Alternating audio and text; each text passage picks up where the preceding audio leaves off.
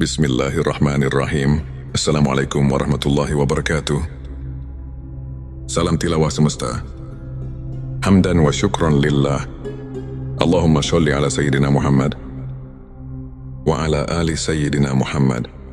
Kami merasa khawatir untuk masa yang akan datang.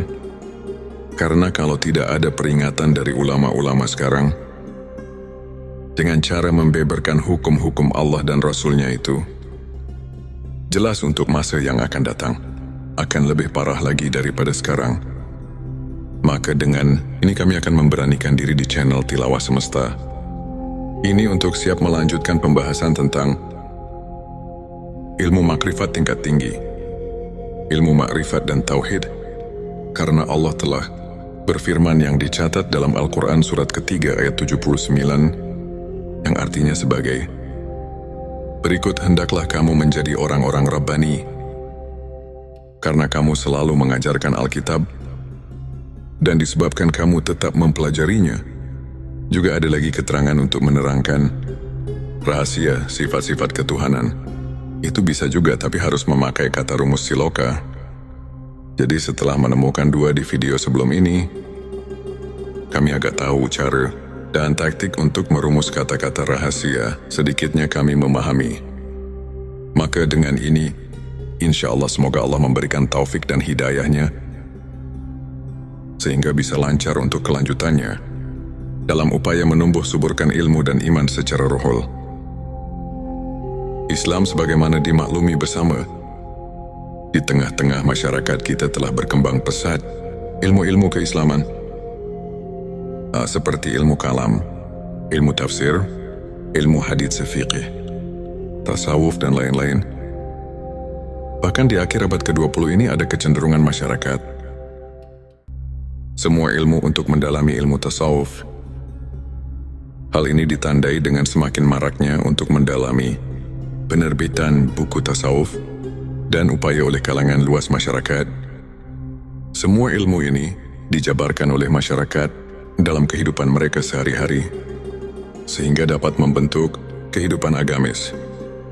Tentu kondisi seperti ini hendaknya terus dipelihara dan tumbuh kembangkan dalam rangka meningkatkan keimanan dan ketakwaan terhadap Allah yang Maha Esa. Sebelumnya silahkan bersolawat terlebih dahulu, agar terus terhubung dengan Nur Muhammad dan hakikat Muhammad. Dan tentu saja, mari kita lanjutkan kebiasaan baik kita di sini. Silakan tulis solawat terbaik Anda yang sudah biasa Anda gunakan sehari-hari di kolom komentar, sebagai bentuk kecintaan kita kepada Rasulullah Shallallahu Alaihi Wasallam. Karena siapa yang bersolawat satu kali, Allah akan membalasnya dengan 10 kali lipat rahmat dan keberkahan. Masya Allah, betapa besar nikmat yang Allah berikan hanya dengan bersolawat. Sahabatku, sahabat tilawah semesta yang dimuliakan Allah, firman Allah dalam surat ke-7 ayat 172 yang artinya sebagai berikut, dan ingatlah ketika Tuhanmu mengeluarkan anak Adam dari punggung sulbi, mereka mengambil kesaksian terhadap jiwa mereka. Seraya Tuhan berfirman, bukankah aku Tuhanmu? Mereka menjawab, ya betul, kami menjadi saksi. Supaya kamu nanti pada hari berhenti tidak mengatakan sesungguhnya kami orang yang lalai, atau tidak diberi peringatan tentang hal ini. Di dalam ayat ini, kalau betul-betul dihayati dan ditafakuri secara jernih, tentu kita merasakan kejutan dengan ayat ini. Karena ayat ini menggugah hati kita. Di dalam ayat ini Allah memberitahu pada segenap manusia yang ada di dunia ini, sebagaimana firman Allah barusan, manusia yang ada di dunia ini semuanya sudah dipersaksikan terlebih dahulu kepada Allah sebelum manusia lahir ke bumi ini. Dipersaksikannya waktu di dalam rahim ibunya. Menurut keterangan dalam hadis Bukhari, di bab kejadian makhluk halaman 7-3 ayat 9, Rasulullah telah menerangkan, dipersaksikannya di alam arwah, di waktu kandungan umur 4 bulan di dalam kandungan sang ibu. Menurut firman Allah tadi, supaya di hari berhenti jangan lupa lagi pada Allah. Jadi menurut ayat ini, kita semua sebagai manusia jangan leha-leha atau jangan hidup terlena karena kita diamat-amati. Maka jangan lupa pada Allah Sang Pencipta alam semesta. Dengan hati yang jujur, jangan mendustai diri sendiri, sebagaimana keterangan dari Imam Ghazali yang berbunyi, tanyalah hatimu, tanyalah dan tanyalah hatimu, walau orang lain memberi fatwa. Disinilah kita harus jeli untuk mentafakuri ayat-ayat yang berkaitan dengan perasaan yang ada di dalam hati kita. Ayat ini memberi perangsang pada kita masing-masing, supaya hati kita ini jangan ketiduran, sehingga kita terlena dengan apa yang ada di dunia ini. Lupa pada tugas hidup kita sebagai hamba Allah Subhanahu wa Ta'ala yang tidak boleh dilupakan, yaitu menjalankan perintah-perintah yang telah diperintahkan dalam Al-Quran dan hadisnya. Dalam ayat tadi di atas, Allah telah memberi peringatan kepada kita semua. Kita jangan lupa kepada Allah Subhanahu wa Ta'ala, Tuhan kita. Sekarang mari kita tanya diri kita masing-masing, apakah kita sekarang ingat pada Allah? Di sini kita harus bertanya kepada hati kita yang jujur.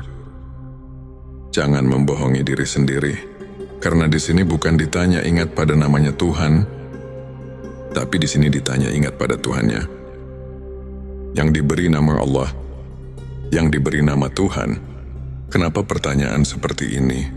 Karena banyak sekali orang cuma ingat kepada namanya saja, bukan ingat kepada Allahnya, bukan ingat kepada Tuhannya.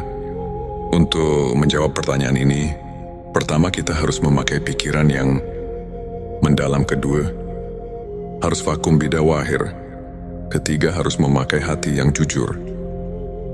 Baru pertanyaan ini bisa dijawab dengan sempurna. Tapi kalau dijawab dengan hati bainaung, ini pasti akan menimbulkan fitnah di kalangan umat Islam. Na'udzubillah, jangan terjadi seperti ini. Ini cuma mengingatkan hati kita, khususnya umat Islam, jangan sampai keliru untuk menetapkan akidah kita kepada Allah Subhanahu wa Ta'ala, Tuhan kita semua. Karena Tuhan mengamat-amati, jangan sampai lupa kepadanya.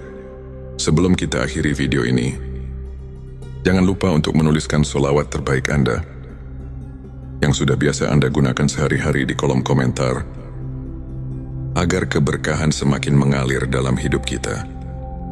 Dan jangan lupa juga untuk like, share dan subscribe, agar semakin banyak orang yang mendapatkan manfaat dari video ini. Semoga Allah selalu merahmati kita semua. Amin ya Rabbal Alamin. Akhirul kalam. Wassalamualaikum warahmatullahi wabarakatuh.